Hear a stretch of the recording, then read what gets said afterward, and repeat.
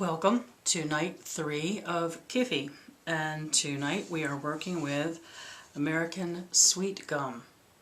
Now the original recipe that I used early in the years I was making this, and what you will find most commonly listed is, at this point,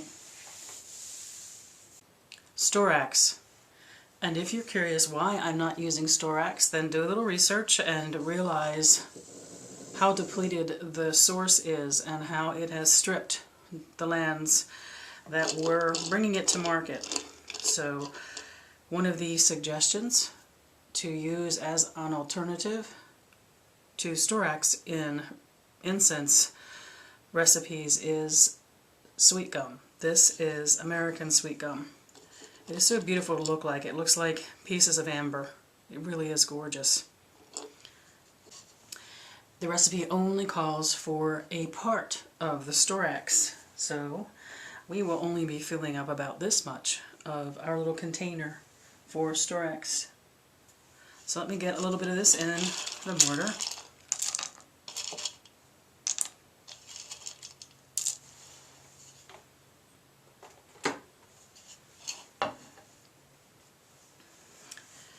And once again, using a cloth to begin with, because it is going to fly, and I want to get it broken down a little bit first.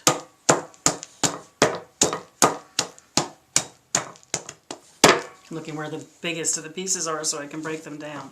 And no, there is nothing dainty about this part of it. Making sure that I got all the bits and pieces off that cloth. So, oh, it's so pretty. It looks like pieces of cut glass down inside here. Really gorgeous. Beautiful color to it. So let me take a few of these pieces that are still a little bit big, reduce them down just a little bit more. Okay, I've got it down enough that I will start mortaring that in a little bit here. Let's talk about. First is, we are going to use the correspondences of Storax, and American sweet gum, of course, is not the same thing. It is a replacement in its, let's say, light heaviness. American sweet gum and Storax have in common the fact that while they are resins and in that sense a base note to incenses, the base notes, they are the lighter of the base notes. They feel a little bit more uplifting and not so much bringing it down this way. I tried a couple of different things that were suggested as alternatives to the Storax, and I found this one was the one that felt the closest to it for me, which is why I use it. It was a bit of a matter of experimenting, looking at different books that recommended if you don't have this particular resin or stick or flower or herb, here's what you can use instead. So I did a little bit of experimenting to see what it was I would then use, and very happy with using the American sweet gum. What does it mean? What are its correspondences? In this recipe we are going to use the same correspondences that we would use for Storax. And indeed I have decided, since I always use either benzoin or American sweet gum in place of Storax, I've adopted those correspondences to be the ones that I use. Very much like frankincense and sandalwood that are already in our mix, the sweet gum has the correspondence of being something which is relaxing. I find that the correspondence around relaxing when it comes to this ingredient is the relaxing of letting go, the relaxing of releasing. And I think my feeling of it meaning that in an incense recipe is how it feels to me being a resin. So that in my view of it being a resin, it is about being deep and sonorous and something that wells up from within. But because it is a lighter touch, a lighter feeling of what a resin is, to me it's something that rises up out of you in the sense of relaxing. Not that relaxing which takes you down and quiets you and takes you within, but the relaxing that happens on the exhale. That's what this feels like to me. That's the correspondence that I've held for the sweet gums since I've been using them. Because of that, there is an important aspect of using the sweet gums in spell work and in ritual, because in the release of whatever it is that is the inhibitor to relaxation comes power, comes strength. The strength that we have by releasing what we don't need. Very important work in spell work is to use the power of the exhale and the offering up. And to me, that's very much part of the correspondence that belongs to the sweet gums. So some of its correspondences that go along with that, really, and their traditional correspondences for it. That is, of course, healing because of that. The healing in releasing what is unneeded. The healing in disconnecting from the unhealthy. I've actually been burning a lot of sweet gum recently, as Roger and I have made a promise to do as much as we can to increase our health through changing what we eat and taking off some of our excess weight. And the sweet gums have been a very important part of the work I have done, and I've done spell work to empower me along those lines. The power of releasing up, disconnecting from, is a very specific kind of strength represented by the sweet gums. They're also seen as healing. I haven't played with that so much yet, specifically as in healing of the body and healing of the ills of the body. My work with healing, when it comes to using the sweet gums, has been definitely working with releasing of the non-physical ailment, the non-physical burdens that hold us back. However, it is seen as a resin that has to do with physical healing also. Because it tends to be along the lighter side of the resins, it is seen as something which is representative of concentration and alertness. I like using both of those two words to describe the energy that you pick up off of using this, because concentration definitely is an inner focus in this sense. It's talking about concentrating on something internally, while alertness is being aware of and concentrating on something that you see, something outside of you, something you either see or feel or hear from outside. So concentration and alertness are an interesting aspect of working with this particular resin. It's an inner and an outward awareness. It's not the kind of awareness that comes over you accidentally, or you look back and realize it happened. It is when you make yourself open to it. You are the participant. You are what makes this happen. There's nothing accidental about this kind of awareness, this kind of alertness. And along with its correspondence with concentration is its correspondence with the will, which is an interesting correspondence, because it again is seen to be a creature of water, but aligned with will. So those of you who work with the Witch's Pyramid will know that fire is where we usually put that place of will. So how could it be then aligned as powerfully with water? Well, it can be aligned with any of the elements and how we experience them.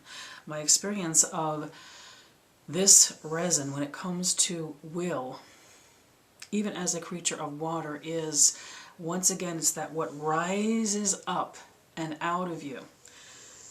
It's not so much the discovery of the inner place that holds will, the passion that holds will, the spirit that holds will. It is the beginning of the movement of will as you project it from yourself. So as you make an offering of your will, as you put it into your energy work, your healing work, spiritual work, your spell work, as you make an offering of it in your circles, it's that rising up and from you of the will, which I find this resin to be aligned to. It's that moment at which will is something that you've held close inside, and the moment it starts to move, and the moment you start to make a projection of it, that to me is the power of this resin. So I've shared with you, what does it mean for me? So I will be taking time to knock this down. Once again, remember we were looking for the finest of powders for this mixture. So I will be taking some time to focus on what this means to me. This replacement for Storax, which as it is magically replaced with similar energies and similar feel, we are using the correspondences of the Storax.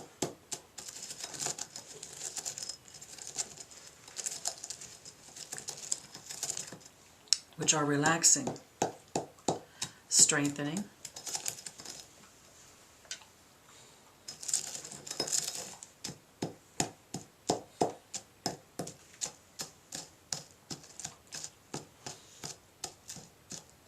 healing,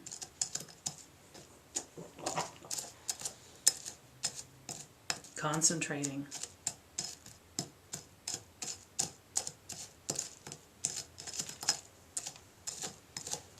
being alert, and that moment, that first moment when what you believe begins to rise towards something that you will do. So I'll take my time, and then I'll be back to you. Welcome back. I have spent a delightful 20 minutes or so with my sweet gum, and I have it down to a beautiful sandy texture. All of these ingredients need to come down to the texture of powder or sand, and of course some of our resins, sand is the best we can hope for if we are doing it especially by hand. I wanted to share with you, if you take this on as a practice for yourself, whether making Kyphi or coming up with another formula for a recipe that you want to put together with this kind of intention and focus and purpose from day to day as you prepare the ingredients and then mix them.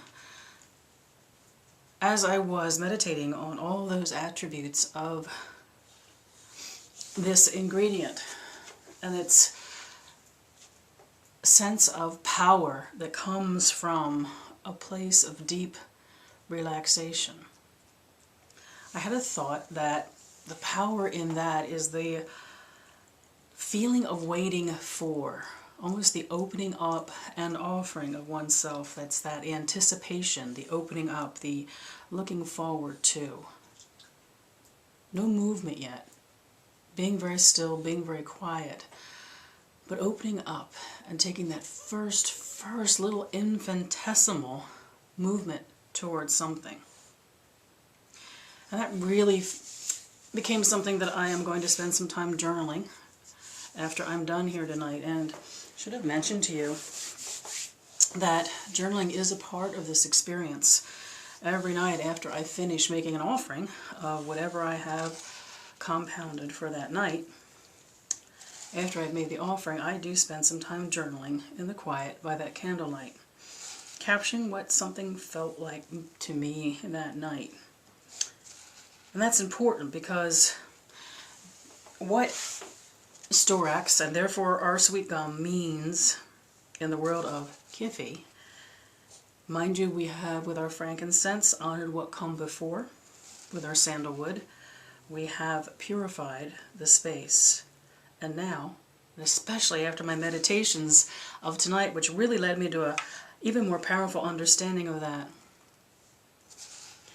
the sweet gum, the Storax substitute, therefore the Storax, the power of relaxation. It is sitting stilly within that space which has been purified with a sense of anticipation.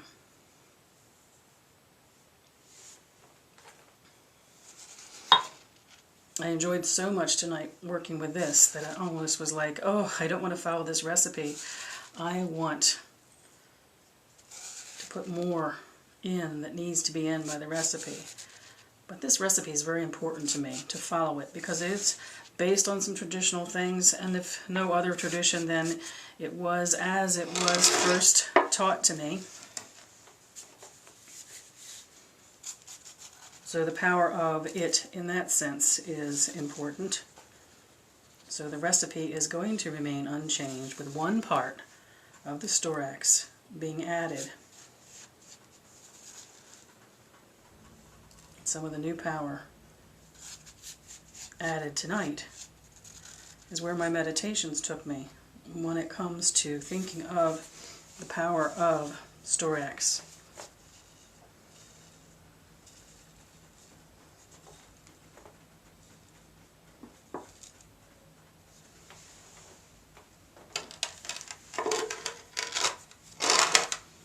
So, I'll return in just a moment so that you and I together can make an offering of the sweet gum.